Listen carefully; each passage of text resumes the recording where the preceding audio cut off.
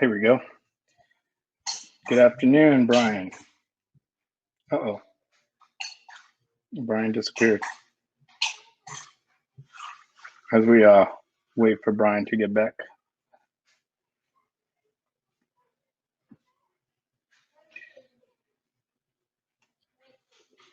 There we go. My apologies. Are we good now, Brian? I think we're good. All right. Thank you. So here we are this afternoon with Bryan Bowie. He will be presenting So You Want to Build a Threat Hunting Program. So I guess we have the man necessary here. Bryan has worked approximately 15 years in security under a diverse background, starting with his 8 years in the U.S. Army to getting his feet wet in cybersecurity. By becoming an application security engineer, finally leading teams and being a senior threat hunter. Bryan has a passion for knowledge and security, a desire to make an impact, commitment to challenging and rewarding work, utilizing the ability to collaborate across teams to solve hard problems. Bryan has 2 little girls and a little boy. When he is not building Legos or having tea time with his daughters, he is reading the latest white papers or tinkering, building, destroying something in his lab. He is I've never heard of that word, the Connoisseur. Thank you. He is a connoisseur of spicy peppers and dabbles in growing his own. Bryan is eager and exciting to work side by side with the best and the brightest in the industry. With that being said, Bryan. Greatly appreciate it, Ernest. Thank you very much. I hope everyone's having a great conference so far, and good afternoon, good day, wherever you are. As introduced, my name's Bryan Bowie, and I wanted to throw out a talk about building that threat hunt program. There's so many resources out there. There's so many things that you can dabble on, whether it be a web blog or a vendor or whomever, and they'll tell you about threat hunting and some hypotheses and things that you can run with, but no one ever talks about how you get to stage 1. So that's essentially where this talk is going. So as mentioned, my name is Bryan. I've been doing this for just shy of about 2 decades or so. I started in the Army from intelligence work and background, also doing infantry, and then as well as working through a number of organizations, eventually leading to where I am now as one of the senior incident responders. And I moonlight inside of the organization as the hunt lead to organize together teams as we go out and we be doing threat hunting missions throughout the organization. So how to make sure I get legal to sign off on this. I don't represent the company that I work for, nor do I represent any of our customers. Everything that I say here is my opinion and my position. So what we're going to go through really quick is what we'll talk about threat hunting, because you can never have a talk about threat hunting without going a little bit of an overview of it. We'll talk about how we're going to build a mission statement and where we go with that mission statement. And we'll talk about the lanes of how we begin hunting. There's so many different models. There's so many ways of feeding hunting, but there's really 2 primary avenues of how you begin to do it. We'll talk in part about the pyramid of pain and how it applies, as well as dealing with maturity. Maturity is a huge part of every threat hunt program, and we need to make sure that we pay attention to it along the entire life cycle. And then finally, we'll talk about a process overview that we've developed internally inside of our organization and tweaked it a little bit, available for everyone else's consumption. And then we'll give some resources so you can go forward and you can do what you need to do inside of your organization or wherever and begin to build your hunt program. And then obviously, hopefully, we'll have some questions and answers at the very end. So when we think about threat hunting, everyone really has their own definition, especially security vendors that obviously they're trying to sell a product, they're trying to sell a service, and they all have their own mission statements and their own definitions. Some go as far as making it seem like you're some ninja in the night. Others will create this monolithic definition and will try to say that you need to be some cyber expert, top of your field in order to be able to do threat hunting. And we also have MSSPs, obviously, that are trying to sell those services available to customers that don't have the capability or the manpower to be able to do hunting or really any security services. And of course, they're going to have their own definitions. It's really all over the place. And then for anyone that isn't part of them, that they're going to have their own. Even mom and pop shops that do have a threat hunting capability, they're going to have their own definition.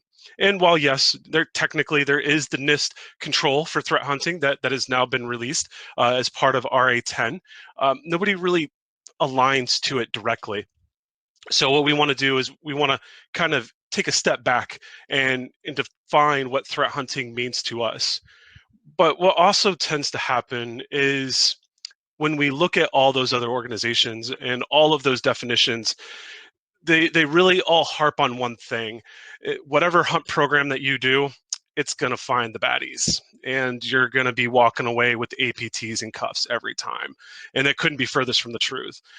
That's great for the more senior organizations and the ones that are at the tippy top of their maturity curve. But for those of us that are just getting started and just starting off and building that program, there's a number of questions that immediately come to mind.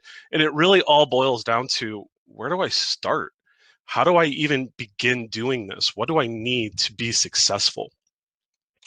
So first, we want to build a definition, a mission statement, something of what we define as a stake in the ground of what threat hunting means to our organization, to our team, and what we're going to rally behind whenever somebody asks, what are you threat hunting, and what does that mean to you? We particularly like this definition, and I'm very partial to it from creating it, but all of the words here kind of create a picture of a target board. And I'll discuss this in a little bit later, but essentially what we're doing is we're creating a larger target versus a bullseye of going right after the malicious actor every time. So each of the words and phrasing here is really important, at least from the way that I've designed it. Is threat hunting is that human-driven, as in it's not a blinky box. It's not something that's racked and stacked inside of a data center and claims to do threat hunting. It's a human-driven approach that's proactive, as in we're not responding to alerts from a SIM. And it's also iterative. It's that search that you're able to rinse and repeat every single time, that you're able to always be able to do, no matter all the variables that are included. We're going to look through our endpoints. We're going to look through networks. We're going to look through data sets, SQL servers, network traffic, you name it. We want to be able to look through everything. And the reason why is because threat actors are varied in skill across the board. And all of the different types of hunts that we do, we need to be able to account for those different types of data sets that we need. Obviously, we're going to look and we're going to try to detect malicious. Of course, that's what our role is inside of security. We're out to find the bad guy. However, what we also tend to forget about is trying to locate those suspicious and risky activities. There's some activities inside of organizations that could be more damaging than a breach could ever. Especially organizations that deal with compliance, that are beholden to laws and regulations. You could experience fines significantly more than what GDPR could ever do. So we want to make sure we identify not only those malicious activities, but we're looking at those suspicious and risky ones as well. And we're doing this in a way that we're not, again, kind of going back to the beginning, we're doing this proactively by looking at those ones that have already evaded our current tool set. We have the latest and greatest EDR platform. We have the latest and greatest SIM. We have all this awesome networking capabilities and all of this out-of-the-box stuff that's created. We want to look in between those lines, and we want to make sure that we're finding items that aren't already discovered. So now we've designed our threat hunt mission, but I want to make sure that I really harp on this point. We're not just out to catch evil. We need to make sure that we grab that suspicious and risky activity, and we always are accounting for it within our hunt program. We're not just going to be looking for that malicious actor. We're grabbing suspicious things that are occurring in our network that has fallen out of scope. And we want to make sure that we chase those down eventually, or maybe pass them to another team to do that. We want to make sure we're grabbing those risky activities and we are accounting for and changing that behavior within our environment. If we have dev teams creating backdoors within applications, that's a very, very risky activity. While not necessarily against the law or against policy, it needs to be a behavior that needs to get addressed. So while giving this talk and giving this presentation inside of other organizations, I'm often combated with, isn't just threat hunting something, whether it be red teaming, purple teaming, some blinky box inside of a data center, what may have you. I want to make sure that we kind of keep this in the back of our heads. Threat hunting isn't all of the other stuff. It's very much a blue team activity. It's not red team. Red team is very much offensive operations. We're talking about penetration testing, social engineering, how to attack something. And while yes, we do skirt the line on purple teaming activities by maybe doing an emulation-based hypothesis, where we then act like an actor and we try to find those particular breadcrumbs that an actor may do, we're not doing that as a dedicated role. That may just be part of a hypothesis. We fall very much inside of the blue team, but we are not incident response. We are the other side of the SOC IR coin, if you will. We're also, again, going back to that mission statement, we're not automatic.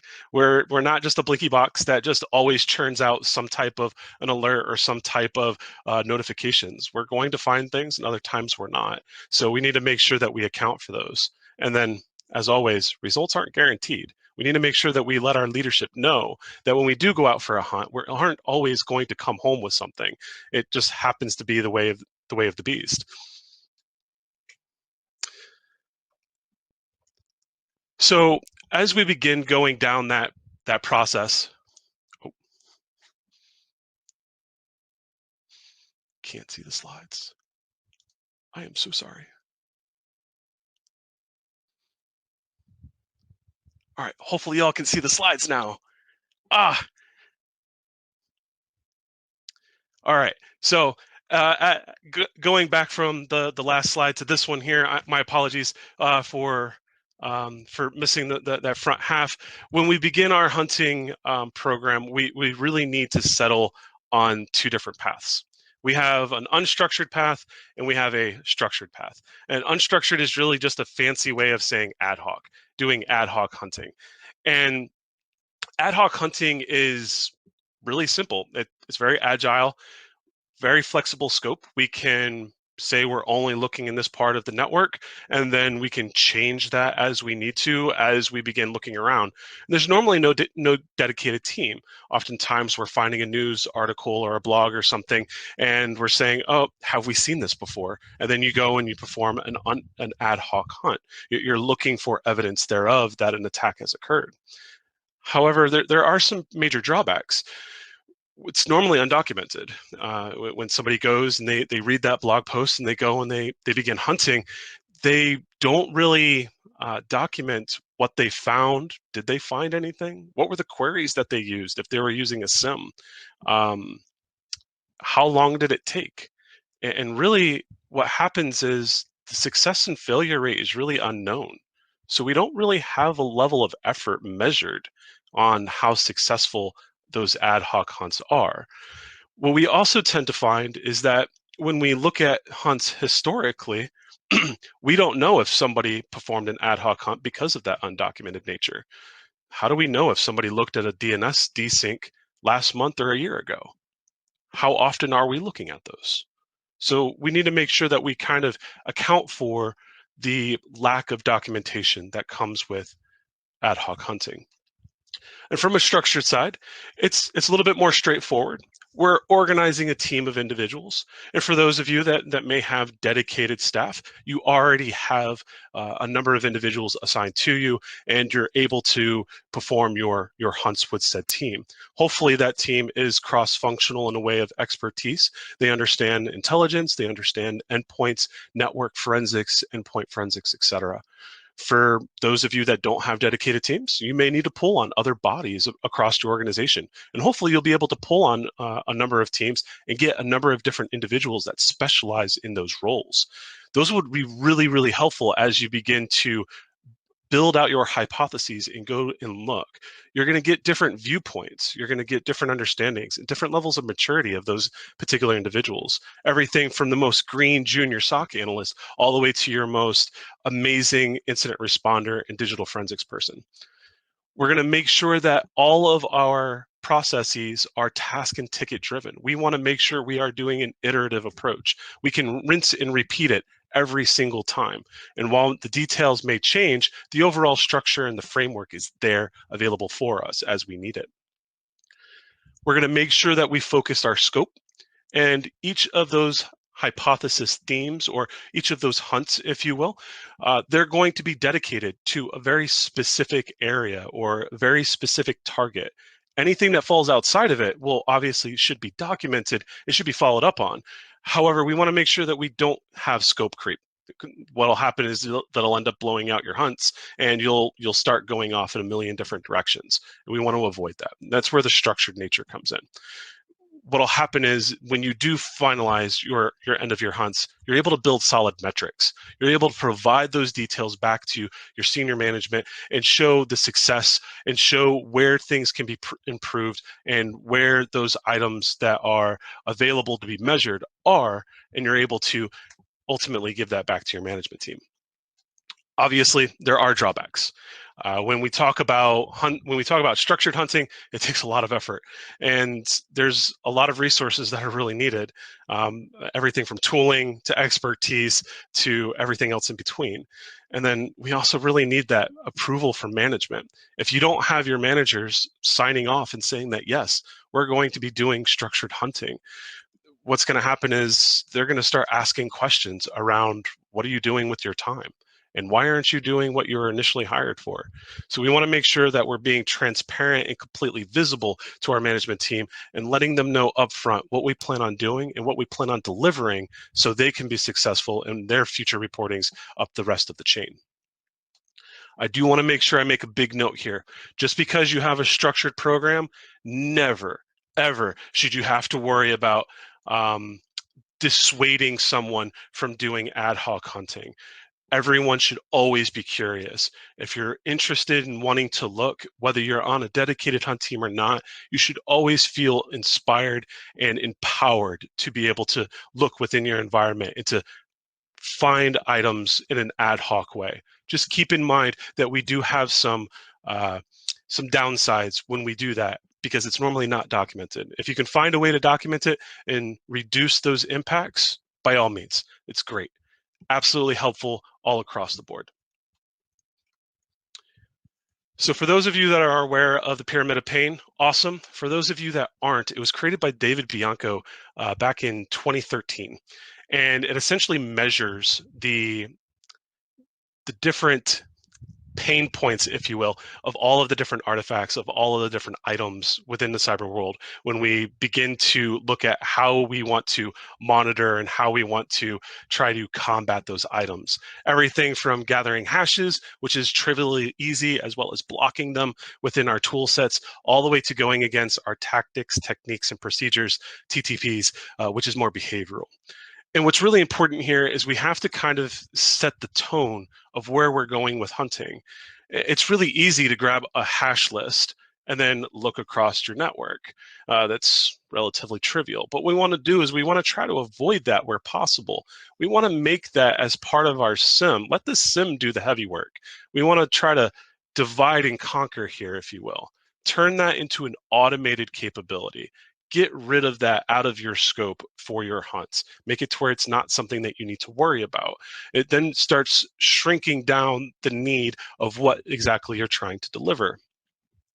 So what we are going to pay attention to is the upper half of the Pyramid of Pain. We're looking at network and host artifacts, which really give us the history of a breach. Those are the items that tell us there was something here. We need to dig further. We need to be looking at those ever-evolving tool sets. Changing code is relatively easy, so trying to hash them and look for hashes isn't really going to work. However, we can only profile so much, so we need to make sure that we just have a basic understanding of what those tools are and try to design content around them to such a way that it's not monolithic in nature. We need to constantly evolve. And then lastly, where we really want to be paying attention, where we really want to try to drive the knife home, is at the TTP layer. And the reason why is really primarily because we want the attacker to do one of two things. We either, A, we want them to leave. We don't want them to be bothering us anymore. Or B, we want them to be changing the way that they act within our network to such a degree that we can find them and then kick them out forcefully. And this is probably the hardest part of threat hunting, is combating at this layer. We're combating directly at the adversary, but where possible, this is where we want to focus our attention. So we want to kind of focus more so at the top half of the pyramid of pain. So it's great and all. We talked about how we're going to be starting our program, where we're going to be going with it, and where we're combating our adversary. But we need to make sure that we're paying attention to the maturity of the program. We can say that we're doing all of these wonderful things, but do we have a way to measure that? Do we know where we're going by knowing where we were? And for those of you that are familiar with this quote, yes, it is from Maui, the shapeshifter, demigod of the wind and the sea, hero to all. But on a more serious note, Squirrel has done an awesome work before being bought by Amazon on measuring the way that these stepping stones are for a maturity curve. Now, there is a little bit of a problem here. It really lacks detail. We can see initial and we see a couple things here. It doesn't really give us a whole lot. So instead, we should probably focus on a matrix. This way we can actually checkbox our way along and gradually measure how we're doing our hunt program. How are we moving from traditional ad hoc hunting to leading and being the best in breed across the industry? We need to make sure that we step from each of these particular stones along the way and become the best at what we do. And it's relatively easily. We can take each of these stones from traditional or initial all the way to leading, and we measure them against PPTs, the people, process, and technologies. We need to mature each of these to make sure that we're kind of moving that bar along. So we just plot it out in a spreadsheet, and we begin marking them off. Where do we want to actually improve? How do we begin improving those items? And essentially, it becomes a checklist. We don't need to be so hard on ourselves that we're not marking something off. If we're not achieving 24/7, we can change that around. That's okay. But what we want to make sure that we're doing is we're not fudging the facts. We don't want to lie, and we don't want to disprove ourselves. We need to be honest, and we need to show, hey, we haven't measured up to this particular PPT. We haven't moved beyond this particular part of the matrix. And that's okay, because that shows you areas where you're going to need to improve and where you can begin to move that bar along the way. And for those areas that you just don't have anything, just mark them off. Eventually, you're going to get there.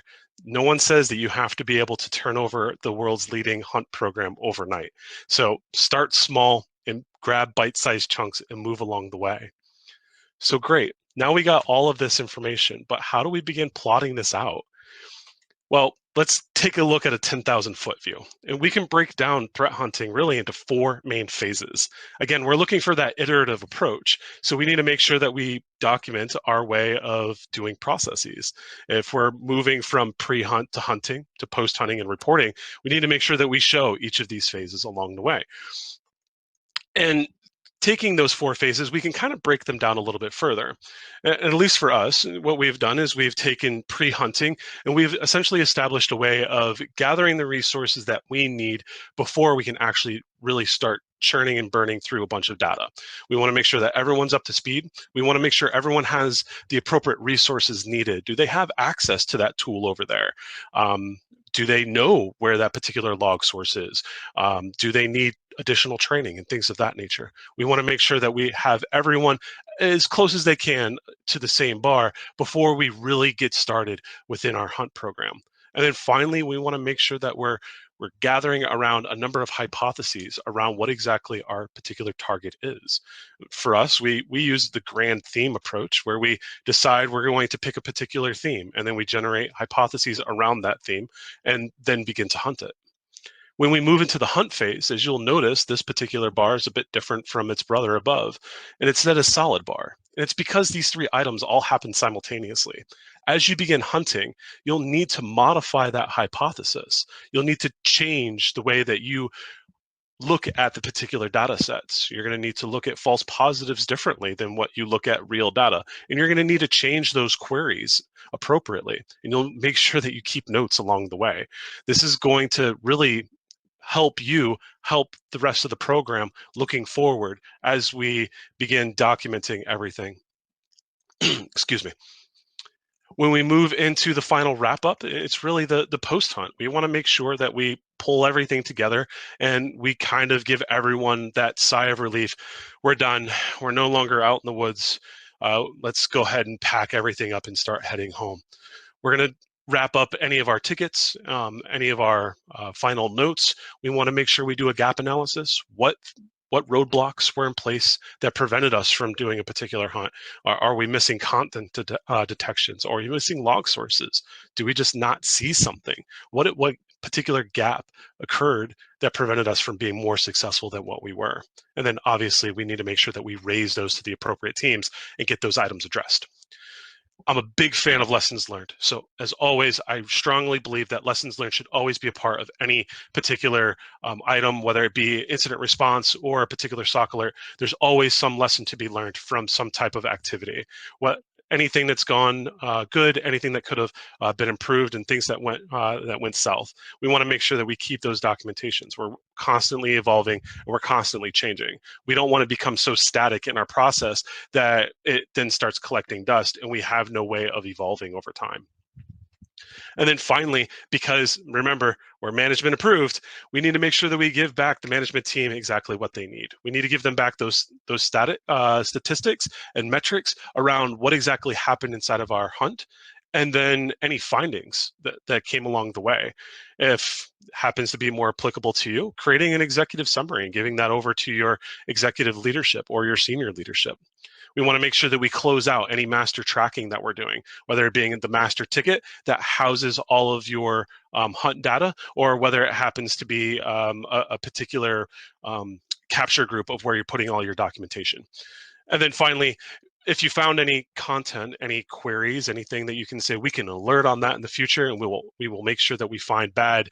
We want to bring that over to the content teams or the SOC teams and make sure that you're constantly building out those alerts, that you're constantly taking those easy detection wins and pushing them further down the pyramid of pain.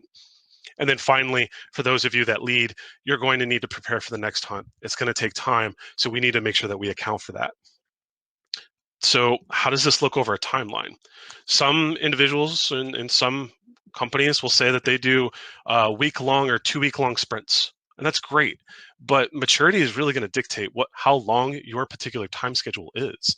Sometimes it could take a month to really get all of the parties that you need inside. If you happen to have dedicated people, that will shrink down accordingly. For others, they may need longer. So depending upon what your cycles are and your maturity really dictates how your time schedule is really going to be set up. What's really most important here is that we have a start time and then we have an end time. And then that way we can make sure we collapse everything in between and we can measure everything else that has occurred here and that everything has been documented. So wrapping this up, we have we talk about the why. We're out to find the malicious. We're out to find risky and suspicious activities within that network. We're looking in every place that we can, and we're making sure that we're focusing on the upper half of the pyramid of pain. Hopefully, we're trying to attack the behavior of an adversary versus their tools or finding artifacts later on. And we want to make sure that we have a diverse team, whether that team happens to be specialized in one capability or whether they happen to be pulled across different parts of the organization. Different views is going to give us different results on each of our hunts. And then we need to make sure that we understand how long that particular hunt is going to be. Whatever your maturity is really going to dictate whether or not you go from 4-month-long or 4-week hunts that take a month down to 2-week sprints. It's all dictated on how fast you can move and what resources are available to you. And then lastly, we have the maturity matrix. We now know how we can move that bar and mature that program and continuously evolve over time. And for those of us that are just getting started, I don't want you to walk away without having some type of resource available to you. So I want to make sure that I disclaim this. I do not endorse any of these particular vendors or products. These just happen to be the ones that I know and that I suggest, only because they fill a particular need. Obviously, if your vendor or product of choice isn't here, it's whatever fills the need for you. If you use something different and it particularly fills that need, great, use that. It's really whatever is available to you. You're going to need a documentation store. We're structured, or even in ad hoc mode, we need to make sure that we're keeping some type of documentation down. We need to make sure we have a ticketing system and that we're leveraging all of the ticketing systems across the entire organization. We want to make sure that we raise tickets to the appropriate teams, and we're keeping documentation ourselves on each of our hunts.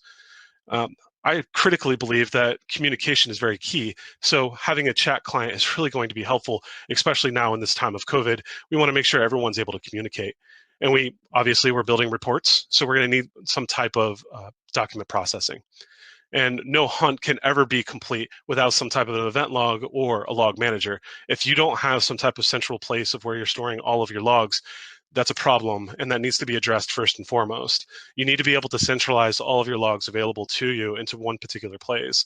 And even if you're doing particular historical hunts where you're grabbing really fringe data sets, you should still be able to have most of your other data, your EDR data, your network data, your host level data, all funneling into your one big data lake. And then finally, we need to make sure that we have management buy-in. Again, we need to make sure that they are endorsing the program to be ultimately successful. And then finally, before I turn it over to questions, I want people to keep in mind, hey, this is a fluid concept. We are constantly changing. We are constantly adapting. Adversaries are doing things significantly different than what they were doing last year, let alone 5-10 years ago. So our program needs to constantly be able to keep up with change. Documentation, processes, tools, it's whatever works for you and whatever works for your organization. If you need to change something, change it. That's what the lessons learned is there for. And if you need to raise issues, make sure that your management team is receptive. If you need to push items, lean on that management team and have them push those items for you to help bring about change.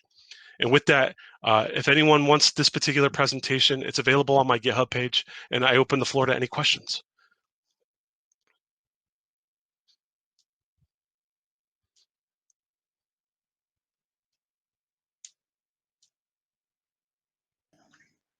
It looks like we have one so far, Brian. How would you convince a smaller organization without a dedicated security team to implement some form of threat hunting into their business strategy? I would say that your best way of convincing them is to pull on available resources. We all have strict budgets. We all have limited personnel. Where possible, even if you only have one person that is only going out and doing hunting, it's better than none. So having a dedicated team is obviously the best route. However, even if you have one person that takes a couple hours every day that goes and documents, I went and I looked for DC desyncing. I went and looked for Mimikatz. I went and looked for scheduled task abuse. Having those particular items will help move the bar better than not doing anything at all.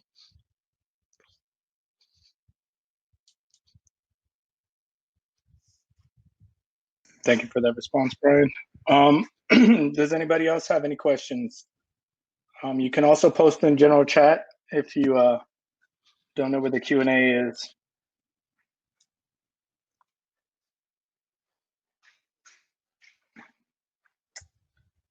All right, Brian, it looks like that was the only question we had for today. All right. Is there any last-minute words?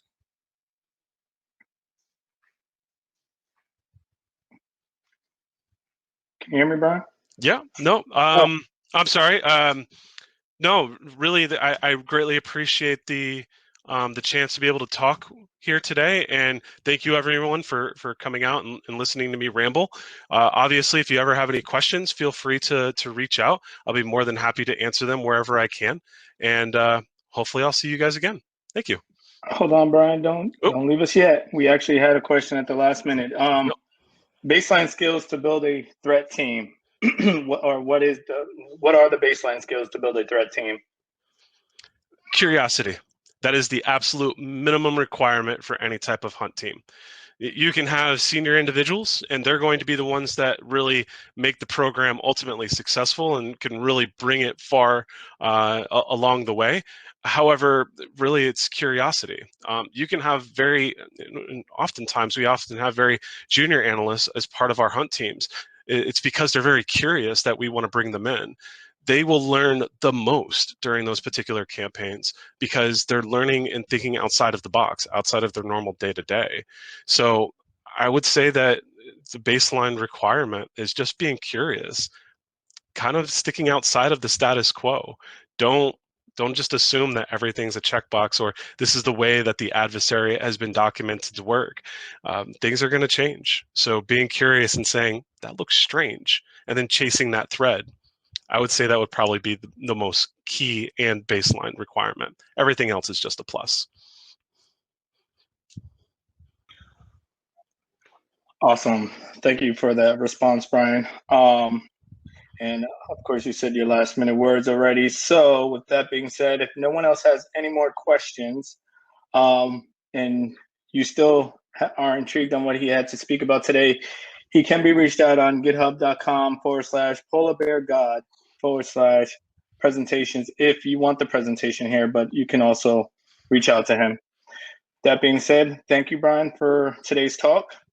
Everyone else, have a fabulous day today, and that concludes this presentation.